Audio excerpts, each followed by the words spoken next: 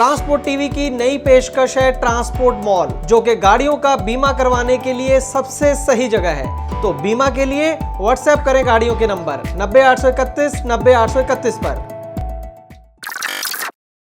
जब तक मेरा पेपर नहीं मिलेगा तब तक मैं नहीं निकलूंगा। मैं तेरे को बोल रहा हूँ सीधी कर पहले। मैं गाड़ी सीधी करूंगा बाद में।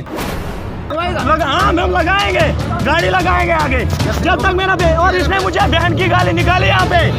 इसने मैं बोल रहा हूँ आपको, मेरे को बोलो।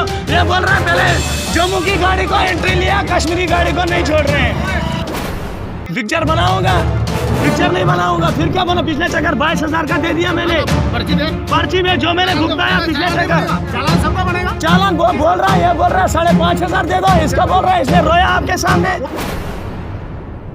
ट्रांसपोर्ट टीवी पर आपका स्वागत है। मैं हूं मनिंदर सिंह और आप देख रहे हैं ब्रेकिंग न्यूज। आज की ब्रेकिंग न्यूज है एक ऐसे ड्राइवर के बारे में जो भ्रष्टाचार के सामने अड़ा और बिना कोई पैसा दिए अपनी गाड़ी को निकाल कर भी ले गया। जी हां, ये घटना 3 नवंबर 2020 की है और चित्तौड़गढ़ राजस्थान की है। असल में जम्मू कश्मीर की 2 गाड़ियां हैं और उनके गाड़ी के मालिक सुजात हैं, जो कि खुद एक गाड़ी उनमें से चला रहे थे और उनके साथ उनके कंडक्टर ताहिर थे। ये लोग महाराष्ट्र से केले का लोड लेकर श्रीनगर जा रहे थे। कुल दूरी 2000 किलोमीटर से भी ज्यादा बनती है और रास्ते के अंदर एमपी बॉर्डर के पास किशनगढ़ रोड के ऊपर चित्तौड़गढ़ के पास में इनको रोका गया। वहां पर एक महिला आरटीओ कर्मी थी, जिन्हें महिला आरटीओ इंस्पेक्टर बताया जा रहा है, गाड़ियों को वहां पर रोक रही थी और चेकिंग वहां पर चल रही थी। आप देख सकते हैं काफी गाड़ियां रोड के ऊपर खड़ी नजर आ रही हैं। उसी के दौरान इनकी दोनों गाड़ियों को भी रोका गया, खास करके जो पहली गाड़ी जिसके अंदर सुजात खुद थे, उस गाड़ी को रोका गया। क्या हुआ वहां पर, पहले आप ये वीडियो क्लिप देख लें, उसके बाद मैं पूरा वाक्य आपको बताऊंगा। जब तक मेरा पेपर नहीं मिलेगा तब तक मैं नहीं निकलूंगा। मैं तेरे को बोल रहा हूँ सीधी कर पहले। मैं गाड़ी सीधी करूंगा बाद में। उधर लगा लगा हाँ हम लगाएंगे, गाड़ी लगाएंगे आगे जब तक मेरा और इसने मुझे बहन की गाली निकाली यहाँ पे। इसने हटा ले। अभी बोल रहा मैं बोल रहा हूँ आपको, मेरे को बोलो। ये बोल रहा है पहले जम्मू की गाड़ी को एंट्री लिया, कश्मीरी गाड़ी को नहीं छोड़ रहे हैं। गाली कोई नहीं देगा। पिक्चर बना तू। पिक्चर बनाऊंगा, पिक्चर नहीं बनाऊंगा फिर क्या बोला। पिछले चक्कर 22,000 का दे दिया मैंने पर्ची दे। पर्ची में, जो मैंने भुगताया पिछले चक्कर। चालान सबका बनेगा। चालान वो बोल रहा है, ये बोल रहा है 5,500 दे दो, इसका बोल रहा है, इसने रोया आपके सामने। कौन रोया? इसने, मेरे भाई ने रोया, बड़े भाई है मेरा। आपका इतनी रिक्वेस्ट कर रहे हैं फिर चल रहे नहीं। बॉर्डर वाले अलग रह रहे हैं। कसम से मैं वहाँ पे हम क्या करेंगे आप बोलो सर। परमिट कहाँ है? ये रहा इसमें, सब कुछ है। ये देख ले। मैं उचिया कुछ कागज गड़े हो, एक बार चेक करना नहीं है भाई साहब। हमने रोया मैडम के सामने। मोबाइल को क्यों छेड़ रहे हो? तो गाड़ी लगाएंगे ना सर, तो इसीलिए तो हमने रुकिया पिछले चक्कर। मैडम को मैंने पैर पकड़ा यहाँ पे। मैडम आप मेहरबानी करके हमें इससे चला। कोई बात नहीं, पुलिस आएगी मैडम, हम जवाब दे देंगे। हम ड्राइवर है, हमारे पास लाइसेंस है। गाड़ी सीधी कर ले पहले।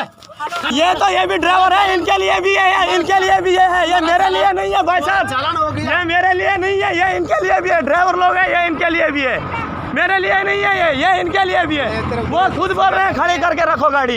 इस घटना के बाद जब सुजात की ट्रांसपोर्ट टीवी के साथ बात हुई तो उन्होंने पूरा किस्सा बताते हुए हमें बताया कि जब मेरी गाड़ी को रोका गया तो इल्ज़ाम मेरे ऊपर यह था कि तुम्हारी गाड़ी ओवर हाइट है, 21,000 रुपये का तुम्हारा चालान होगा और अगर चालान नहीं करवाना तो तुम्हें 5,000 रुपया बतौर एंट्री के देने होंगे। तो सुजात का कहना यह था कि ठीक है, 5,000 रुपये एंट्री का ले लीजिए, लेकिन मुझे साथ में कोई पर्ची या कोई रसीद दे दीजिए। तो इसके ऊपर आरटीओ कर्मियों का कहना था कि नहीं, कोई पर्ची, कोई रसीद नहीं मिलेगी, क्योंकि रिश्वत की कोई रसीद नहीं होती है। फिलहाल तो नहीं है, हो सकता है आने वाले दिनों में सरकार को इसका इंतजाम भी कर दे। खैर, बातचीत के दौरान ही जो आरटीओ अधिकारी थे, इन्होंने इसके जो डॉक्यूमेंट्स की फाइल थी वो उनसे ले ली और उसके बाद कहा कि या तो चालान करवा लो या फिर एंट्री दे दो 5,000 रुपया, नहीं तो तुम्हारी जो फाइल है वो नहीं मिलेगी।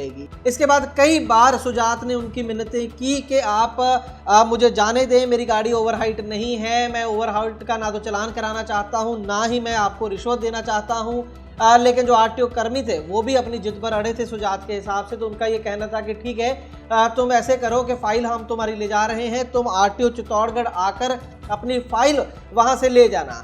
लेकिन सुजात भी ट्रांसपोर्ट सेक्टर में काफ़ी देर से काम कर रहे हैं और उन्हें पता है कि इस तरीके के जो अधिकारी होते हैं उनका क्या मतलब होता है जब वो कहते हैं कि फाइल तुम्हारी हम ले चले हैं और ऑफिस आकर ले जाना। उनकी गाड़ी के अंदर केला लोड था। उन्हें पता था कि अगर मैं आरटीओ दफ्तर के चक्कर में पड़ा तो 2-3 दिन मेरे लग जाएंगे, माल मेरा यहीं पर खराब हो जाएगा। तो उन्होंने नाराज होकर वहां पर सुजात ने अपनी गाड़ी को तिरछा सड़क के ऊपर लगा दिया और वहां पर जो हाईवे था उसको जाम कर दिया। इमीडिएटली आगे पीछे गाड़ियों की लाइनें लग गई और आरटीओ जो कर्मी थे वो घबरा गए और उससे इमीडिएटली कहने लगे कि गाड़ी को साइड में लगाओ, नहीं तो हम पुलिस को कॉल करेंगे। पुलिस को कॉल भी किया गया, लेकिन सुजात का कहना था कि कोई बात नहीं है, पुलिस को आने दो, मैं खुद उनको जवाब दे दूंगा, लेकिन मैं गाड़ी यहां से नहीं हटाऊंगा जब तक मेरी फाइल वापस नहीं की जाती है। आखिरकार फाइल उनको वापस करनी पड़ी। उसके बाद भी सुजात ने कहा कि पहले मैं फाइल चेक करूंगा कि मेरे कागज पूरे हैं या नहीं, उसके बाद ही मैं अपनी गाड़ी यहां से हटाऊंगा। आखिरकार तमाम कागजातों के साथ अपनी फाइल लेने में सुजात कामयाब रहे और बिना कोई पैसा दिए वहां से सुजात अपनी गाड़ी लेकर निकल गए।